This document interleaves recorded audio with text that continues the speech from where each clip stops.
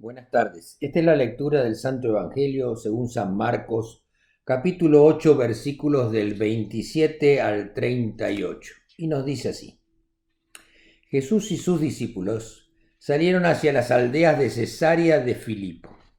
En el camino les preguntó: ¿Quién dice la gente que soy yo? Unos dicen que Juan el Bautista, otros que Elías y otros que uno de los profetas, contestaron.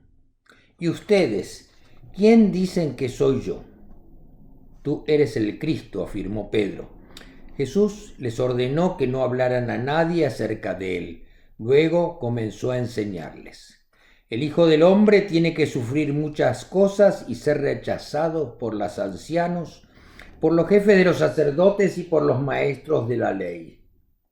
Es necesario que lo maten y que a los 3 días resucite. Habló de esto con toda claridad. Pedro lo llevó aparte y comenzó a reprenderlo.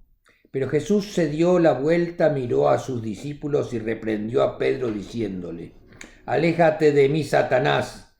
Tú no piensas en las cosas de Dios, sino en la de los hombres.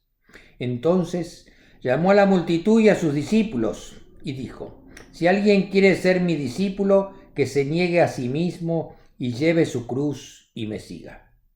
Porque el que quiera salvar su vida la perderá, pero el que pierda su vida por mi causa y por el Evangelio le salvará.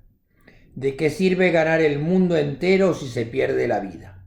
¿O qué se puede dar a cambio de la vida? Si alguien se avergüenza de mí, de mis palabras en medio de esta generación adúltera y pecadora, también del hombre se avergonzará de él cuando venga en la gloria de su Padre con los santos ángeles. Esta es la palabra de Dios. Gloria a ti, Señor. Y yo escribí una reflexión para compartir con ustedes, que es la siguiente. Jesús había estado trabajando en Galilea, un lugar relativamente tranquilo, sanando y enseñando. Ahora empieza su viaje hacia el sur, hacia Jerusalén, el lugar donde tenía más oposición y en el lugar donde va a ser crucificado y va a morir. Y Jesús les pregunta a sus discípulos: ¿Quién dicen los hombres que soy yo? Ellos contestan: Juan el Bautista, otros dicen Elías, otros dicen alguno de los profetas. Viendo los milagros que Jesús hacía, la gente piensa que Jesús era el Mesías guerrero, el Salvador del pueblo judío, que iba a traer la paz y liberar de la opresión del invasor romano. Tienen sus propias ideas, cada uno sobre el Mesías, que son tan diferentes a Jesús y la misión verdadera que trae a este mundo. Piensan en el Mesías como el sucesor de David, que echará el ejército romano, restableciendo la gloria de Israel y abriendo paso a una nueva edad dorada. Para cumplir con sus metas, esperan que el Mesías domine militarmente al invasor. Esperan que el Mesías sea un superhombre que use sus poderes para ese fin.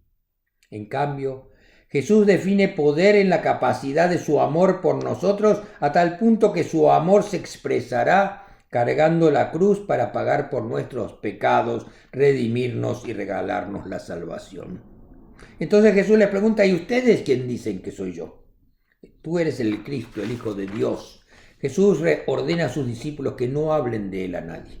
Pedro cree que Jesús es el Mesías, pero no será hasta después de la resurrección de Jesús, cuando Pedro comprenderá el verdadero papel de Jesús como Mesías.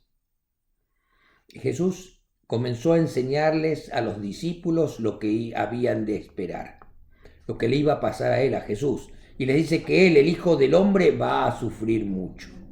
Cuando Jesús nos dice esto, nos recuerda la profecía de Isaías, cuando predice que el Mesías que vendrá será un sirviente que debía sufrir y morir por nosotros.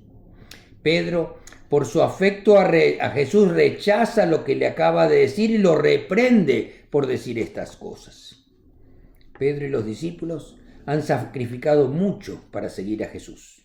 Y en ese momento empezaban a ver los resultados. La gente lo seguía, se notaba ya un cambio en la conducta y esperanza de la gente.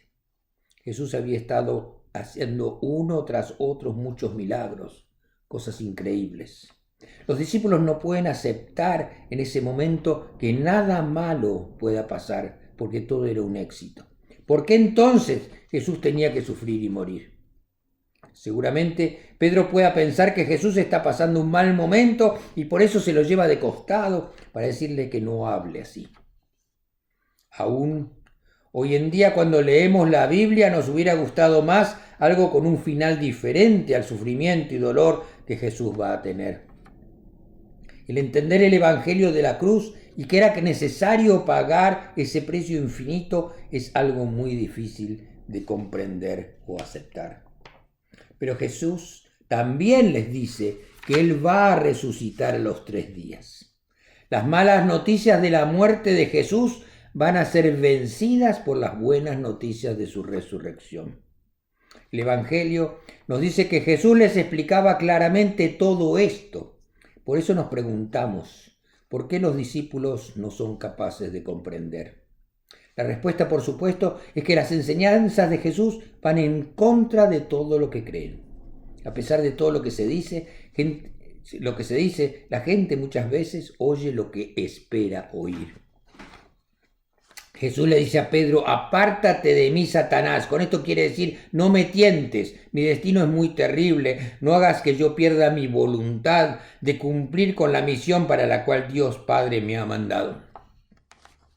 Y Jesús llama a sus discípulos para enseñarles que debemos ser firmes en nuestras convicciones. Y les pregunta si creen que vale la pena por salvar la vida perder el alma. Esa elección que Jesús plantea es el mismo que la vida moderna, que nos encontramos frente a la vida moderna, que nos tienta permanentemente. El mundo nos empuja a alejarnos de Dios, a no darles a Dios un momento, a olvidarnos de Él, a no darle ni una hora de tiempo los domingos para asistir a oír su palabra durante la misa. Lo mismo para nuestros hijos. A veces los entrenadores ponen entrenamientos o partidos los domingos por la mañana, haciendo que los jóvenes escojan entre los deportes y Jesús. Lo mismo cuando vecinos, familiares o amigos que son intolerantes, que no creen en lo que nosotros creemos, nos critican y nos hacen burlas por asistir a la iglesia. En tiempo de los discípulos existían persecuciones religiosas, con riesgo de morir si uno era cristiano. Hoy en día también existen las persecuciones en muchas partes del mundo y como les decía, en países como las persecuciones y los rechazos son más disimuladas. Vivimos en un mundo dominado por el pecado y el mal. Y ser fiel a Dios no es fácil en un mundo así.